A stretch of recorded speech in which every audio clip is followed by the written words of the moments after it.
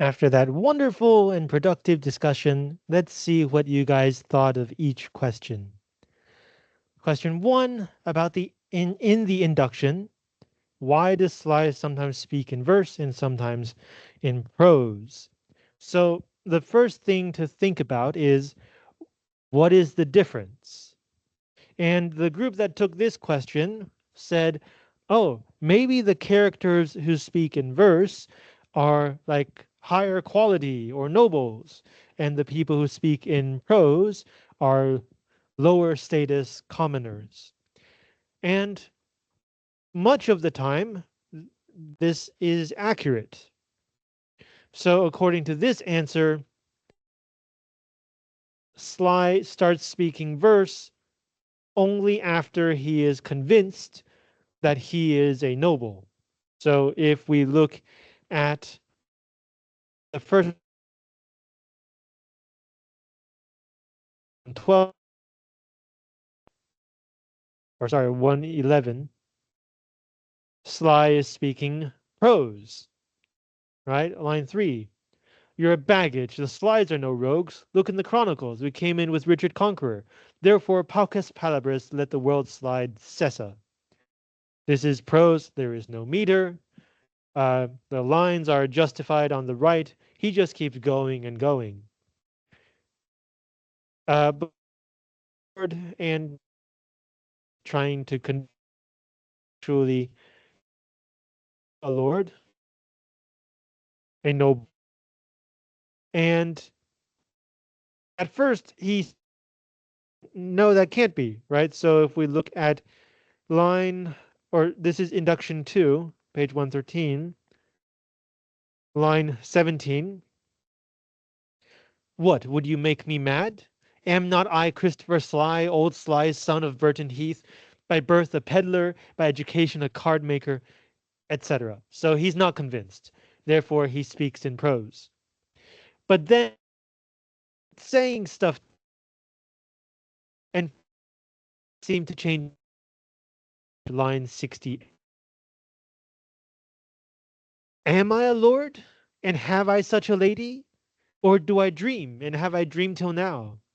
I do not sleep. I see, I hear, I speak. I smell sweet savors, and I feel soft things. Upon my life, I am a lord indeed, and not a tinker, nor Christopher Sly. So he starts believing, and so he talks like a noble should talk in verse. So the answer does seem quite accurate. But then we should think about servingmen as a servant, a noble, and yet they also speak in verse, right? 47. Say thou wilt course, thy greyhounds are as swift as breathed stags, aye, fleeter than the roe. This is quite clearly verse. But they're not nobles, so what's going on here? And so after some further discussion, this group realized that, wait, they are not nobles, but they're doing what their master wants them to do. This is not their idea, right? They're carrying out orders. So they are not nobles themselves, but their actions and intentions represent the actions and intentions of a noble. They're simply serving as a mouthpiece. The sounds are coming out of their mouth, but the ideas are not theirs. So, if, for example, in a later scene, we see a serving man get off work and he goes to the pub and drinks a beer, that might be spoken in prose because it is his idea, not his boss's idea. Uh, so it's not just noble or commoner, it's also the actions and words. Are they from a noble or are they from a commoner? But then in other plays, I reminded this group, sometimes Shakespeare will uh, let a common person speak verse because they are important to the play and their words and actions are key to the plot. And sometimes Shakespeare will have a noble person speak in prose because they are not important and they often are idiots who say stupid things. So it's not just about the characters or the source of the actions, it's also about how important are these words to the play, to the themes of the play, to what we should care about. And so this group also said, so Shakespeare is using verse as emphasis. He wants to draw our attention to these parts. And in that sense, yes, that's true. Uh, Shakespeare uses verse for actions and characters that are important to the play and are often nobles. And so we should pay more attention to these parts. Yes. And this can go back to the history of verse. Poetry began as song, but these songs were often performed. And over time, I'm talking about Western literature, over time, this turned into Greek plays, ancient Greek plays. As I'm sure you guys read Oedipus Rex, right, in Western literature. That is also in verse because ancient Greek plays were born as performed poetry. And so the tradition of Western plays and literature, usually these are about historical people, gods, nobles, important people. And so that's why in Shakespeare's day, he still used verse for important people, noble people, um, whereas he used prose for everybody else. And this also had a practical benefit for the actors as well. If you, because as we said in week one, these actors performed like 6 different plays in 7 days. They could not memorize everything. So writing the important lines in verse helped them remember. If they forgot a word in their lines, they could figure out basically what it should be based on the meter of the line and the meaning of the words. Like, if we take one word out of a line of poetry, there's not many words that would fit there. And whatever fits would work. On the other hand, if an actor was playing a character who speaks in prose, they don't have to care about the correct words. They just have to care about the meaning. And if they don't remember their lines, they could improvise and think of new lines that have a similar effect. Because those characters are not that important. Usually they are there, as we will see later today, usually they are there to make us laugh. And there are many different things you can say to make somebody laugh. Okay, do you have further thoughts or questions about the first one?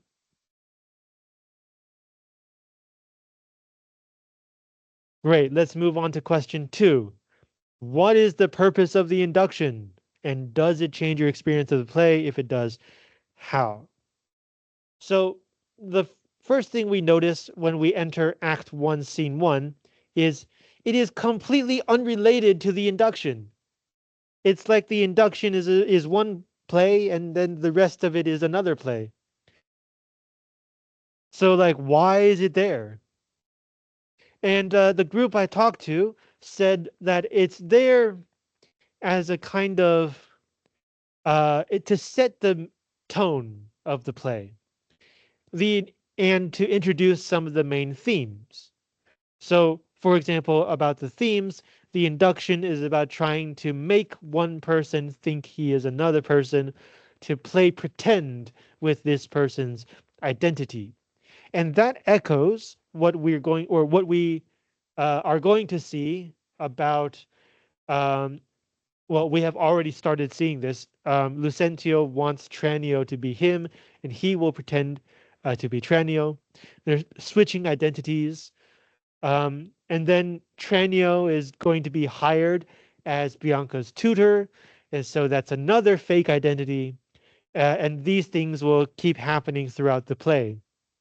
So the induction kind of introduces us to this idea that one person could in fact be another person. As for setting the tone, it's kind of funny, right? Christopher Sly is a drunk old man who is easily convinced that in fact he is a noble and he behaves in silly ways. So it prepares the audience for a light-hearted entertainment, such as a comedy. And in fact, the induction tells you the play we're going to see is a comedy. Here, this is induction 2, line 126 or 125. Your honors players, actors, hearing your amendment, are come to play a pleasant comedy. And then later on, it turns out Christopher Slide doesn't even know what a comedy is. Right? A comedy? He doesn't know this word. So it prepares us for a light-hearted, identity-switching entertainment. But we should be careful about this word comedy. Today, we think of a comedy as a story that makes us laugh. But the original meaning of this word, especially for Shakespeare's time, is a story that ends with marriages, usually multiple marriages. And we can see the trace, or we can see a trace of this meaning today in what we call romantic comedies. Are romantic comedies always funny? Not always, but they always end with usually the man and woman together. That's why we call it a comedy. So a comedy in Shakespeare's time doesn't have to make you laugh, but it's usually pleasant and lighthearted, and it's something related to love. And because the definition of comedy is like this, there are a few Shakespeare plays that have people kind of confused because it feels like a comedy, but it doesn't end in marriage. Or sometimes there will be a tragedy, and then at the end, the two people get married. So like there's some arguments about what to think about those plays. But for our purposes, I can tell you right now, spoiler alert, this play ends with marriage. It is a comedy. I'm sure you were expecting this play to end with marriage. Um, so those are two functions that the induction has, right? To introduce the main themes and to set the tone. The second part of the question was, how does the induction affect your reading experience? And one way we can think about this question is imagine if the play had no induction. We just jumped straight into Act 1, Scene 1. How would it feel different? And the group that discussed this question said maybe without an induction, the play might feel too serious.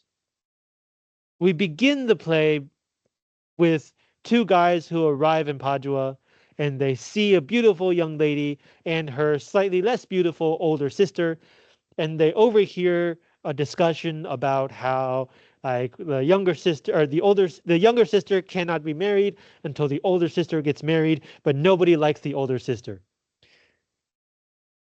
In some ways, this could be quite a serious play, right? It's a crisis of marriage in this noble family. So without the induction, the audience or the reader might be a little bit confused, at least before they meet Grumio. We're going to talk about Grumio later. Um, Confused about what exactly kind of play are we watching. But the induction makes it very clear it's a comedy. It tells us, and it also makes us feel like it's a comedy. So without the induction, the reader would be less prepared and would be a bit more confused. And I think uh, this group makes sense with that answer. Okay, other thoughts about question 2? If you have ideas, say them. Okay, if not, let's move on to question 3. Do you agree that Katerina is, quote, stark mad or wonderful froward? If yes, why? If no, why not? So let's look at this. 1169, Act 1, Scene 1, line 69. Here, that wench is stark mad or wonderful froward. So this scene is um, Lucentio and Tranio are observing what's going on in this family and the two suitors of Bianca over there. And Lucentio, like basically every man in this play, is struck dumb by Bianca's beauty. He's already imagining like he wants to be with her. And then Tranio reminds his master, but wait, Bianca can't marry until Katerina marries, and Katerina is stark mad or wonderful froward. Is not someone easily married. And at this point, they have observed Katerina say basically two uh, things, two sets of lines. Well, first of all, what does that mean? Stark mad or wonderful froward? Stark mad just means crazy. Wonderful froward, the footnote tells us, is incredibly perverse. But perverse does not mean in the sexual sense. Perverse just means willfully going against some kind of social rules. And in fact, that's the origin of the sexual meaning, because sexual perversion is willfully going against social rules related to sex. But here it's not related to sex, it's simply social rules. So we're looking at two things here. Is she instantly antisocial?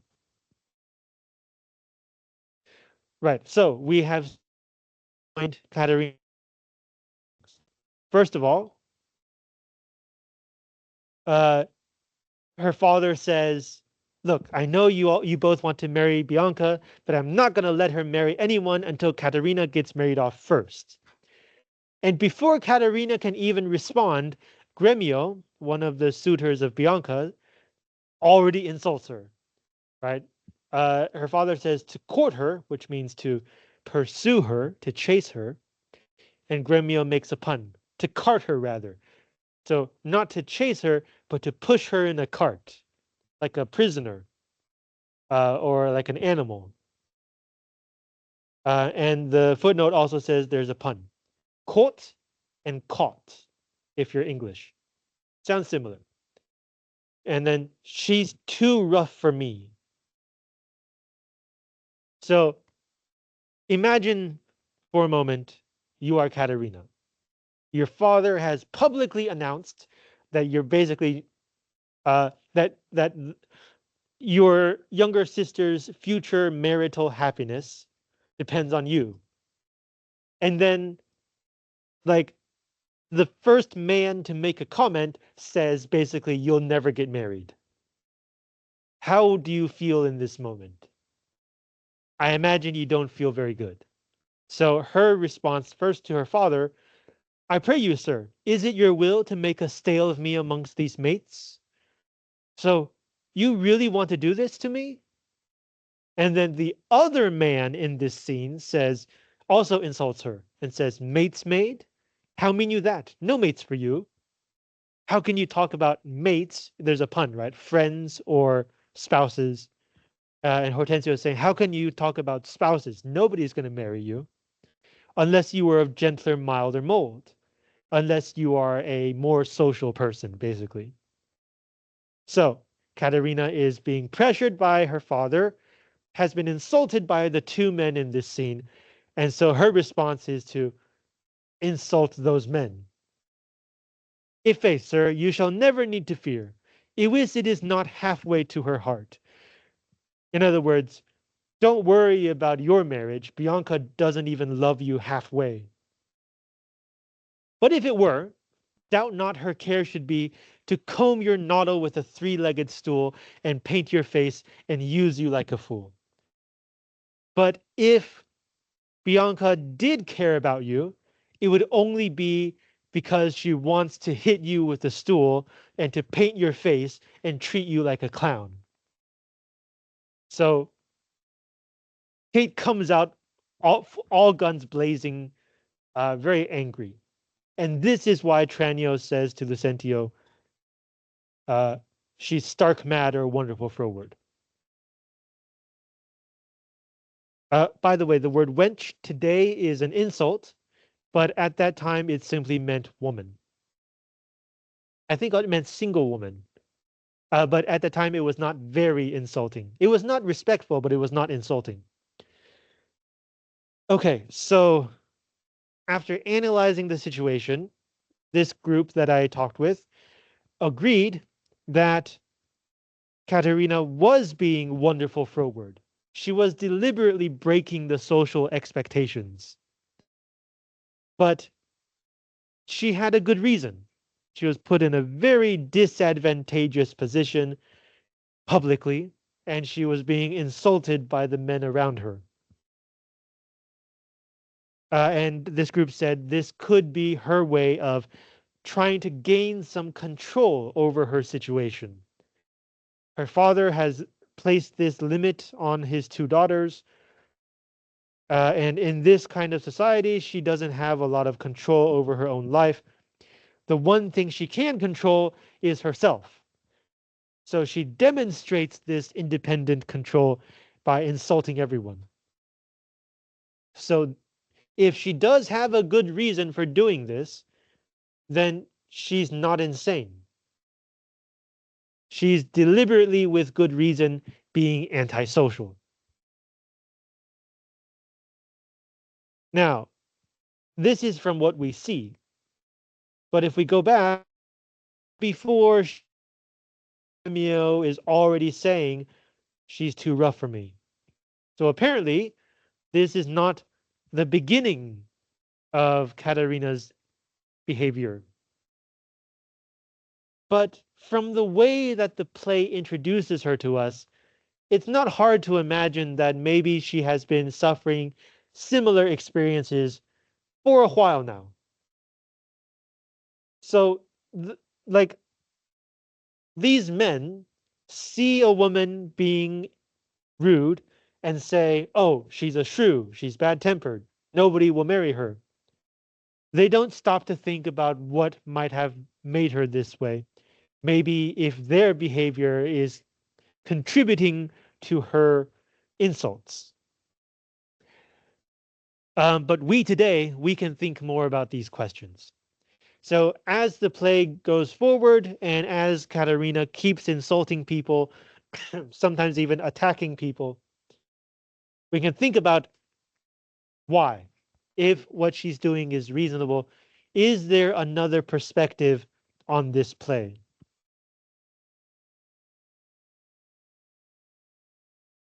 Okay, thoughts about this?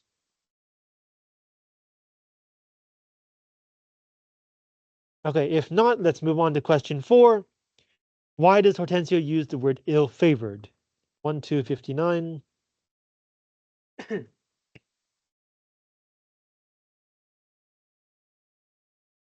Here. Okay, so in this scene, we have met Petruchio. Petruchio and his servant Grumio have arrived at Hortensio's place, and Hortensio is trying to feel out whether Petruchio would be willing to pursue Caterina.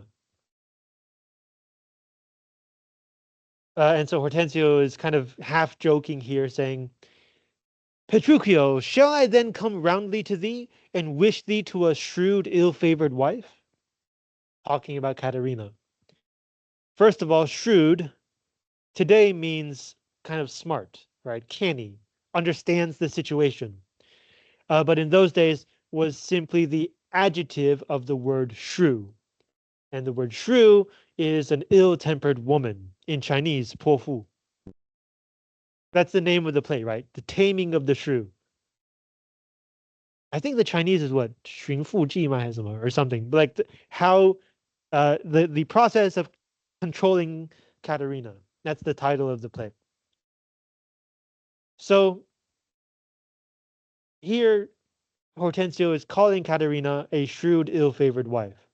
We've already talked about the idea that she's a shrew, antisocial woman, but ill-favored. The footnote, ill-favored means ill-natured, and then the editor adds a question mark and says, Kate is not ugly, the usual meaning of this term. See line 85. And in line 85, it does say that uh, she is young and beauteous, young and beautiful. So she's not ugly. In that case, why does Shakespeare call her ugly, basically? So the group I discussed this with said, even if it's true that she is beautiful physically, perhaps Hortensio is talking about her personality. She has an ugly personality, according to this man.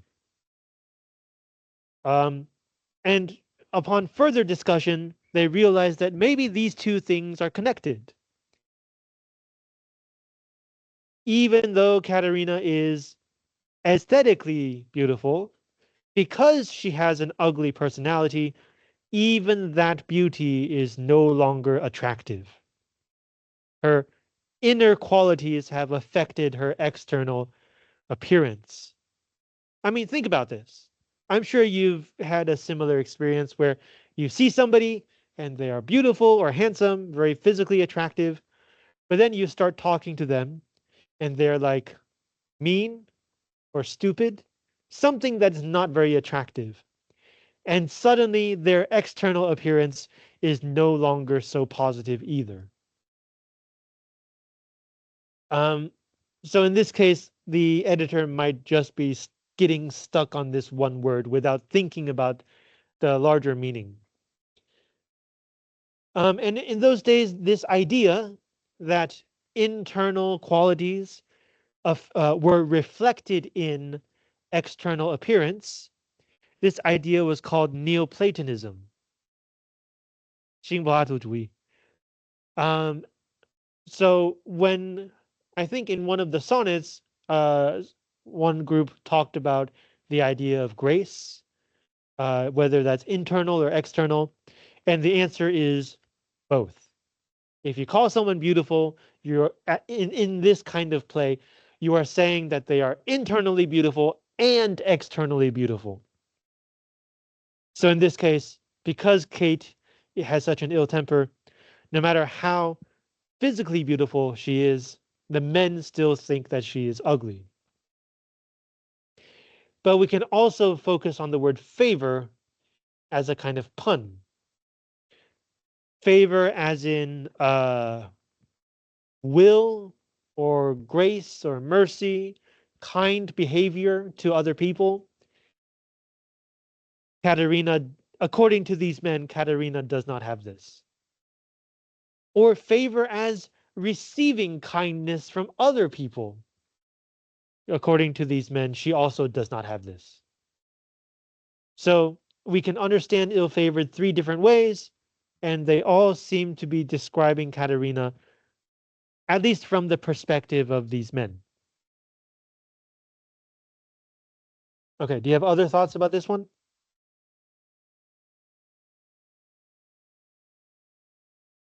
If not, let's move on to question 5. Why is Grumio in the play? What is his function? So Grumio is the servant of Petruchio, and we first meet him at the beginning of scene 2. They arrive at Hortensio's place. Right, line 4, Hortensio, and I trow this is his house. Here, sirrah Grumio, knock I say. Sirrah is the origin of our word sir.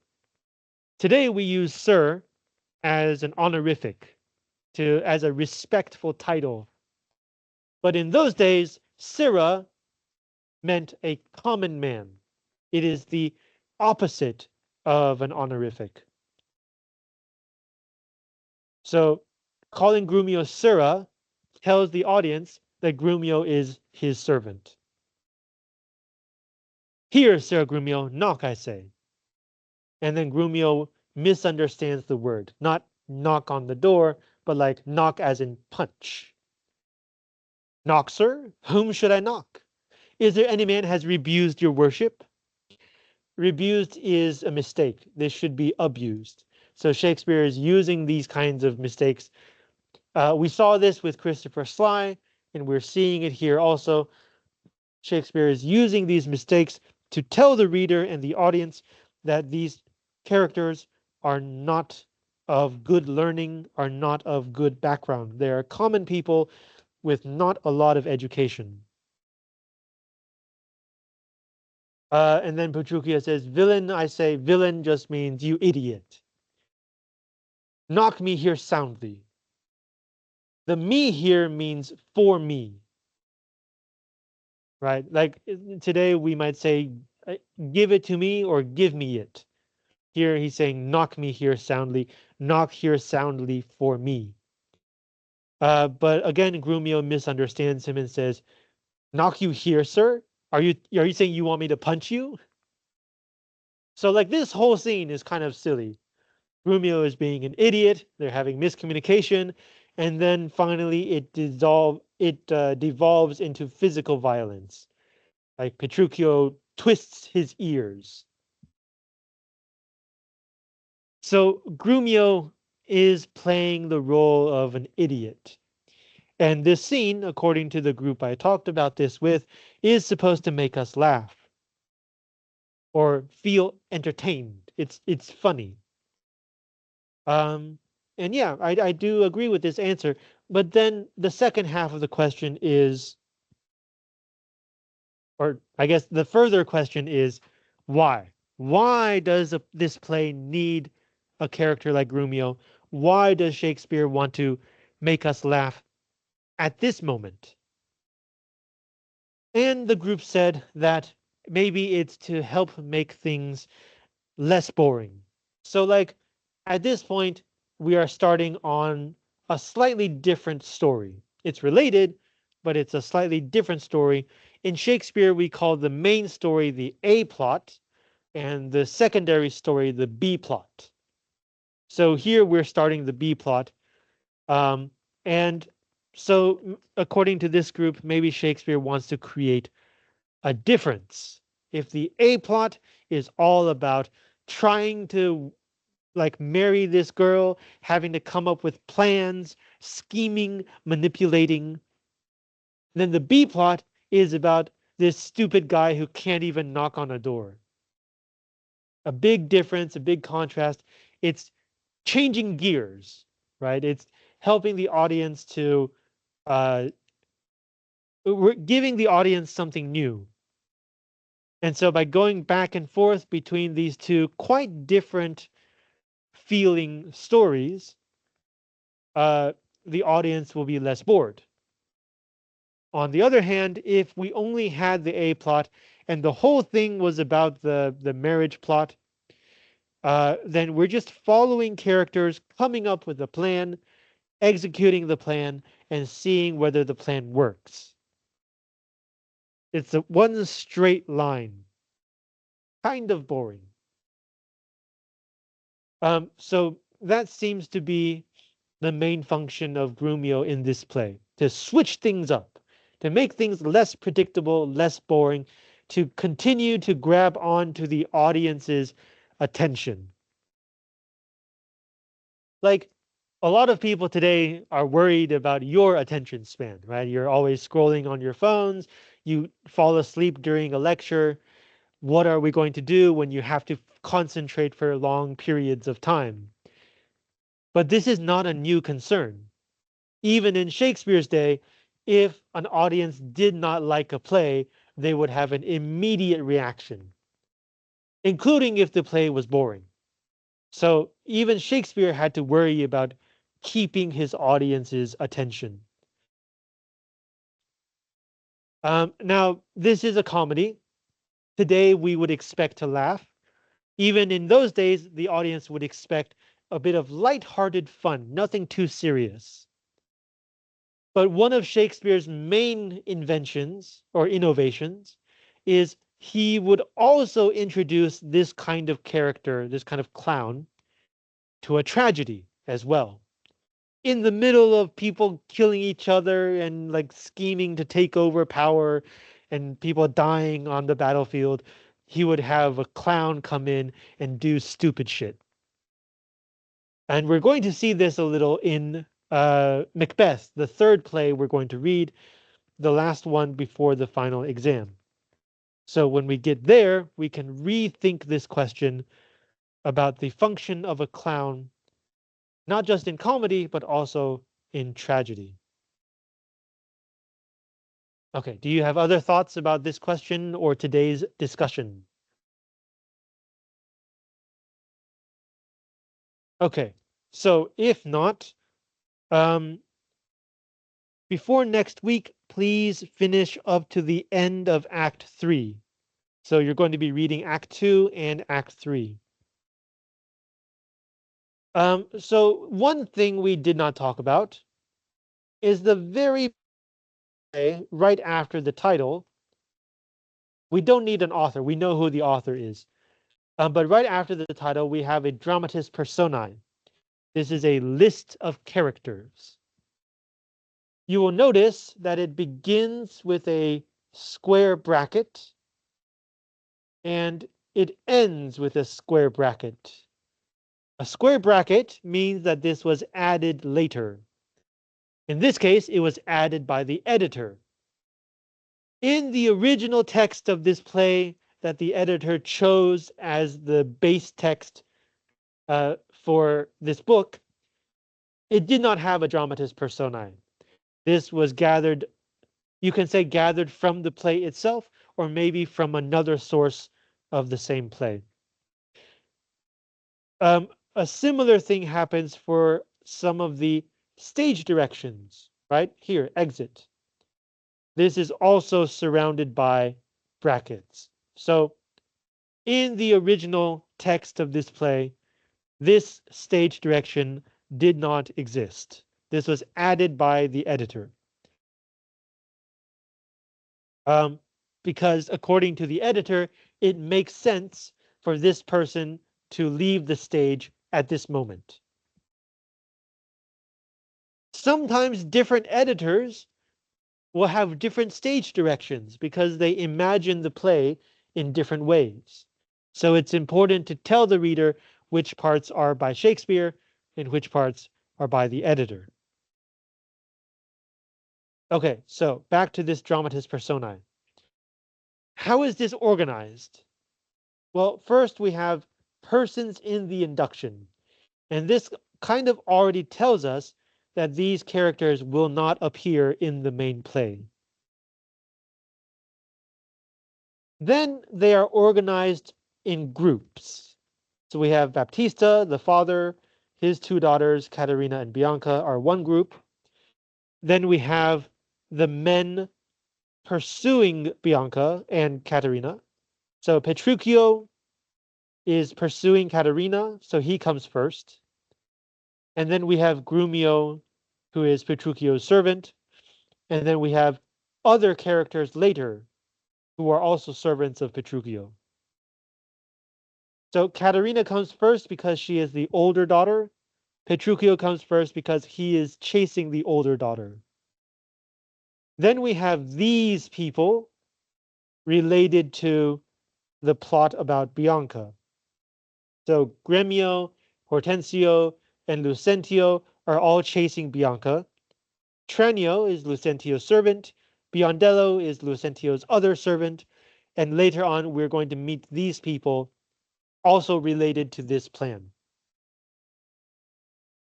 And then the last group of people are the less important supporting characters who are not part of any one group, but in that scene, you needed someone like this, so here they are. And then you have other servants of other people. If this were a tragedy and there is a war or a battle, in this space you would have something like other soldiers, attendants, etc. So all the other people you need.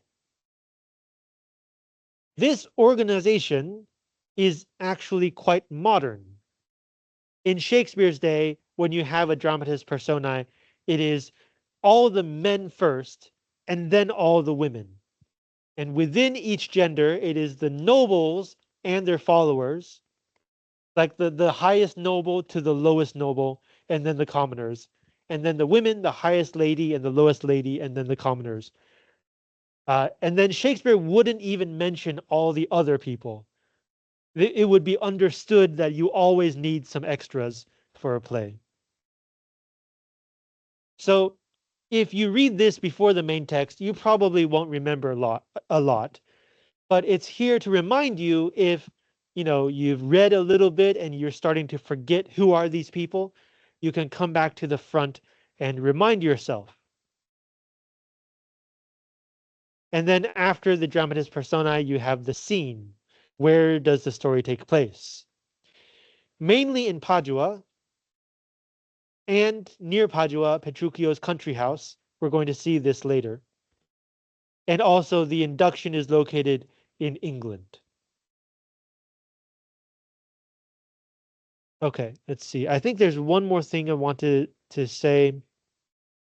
We talked about how verse lines can cross lines, right? So like this is one line, not two lines. But sometimes it's very long on one line.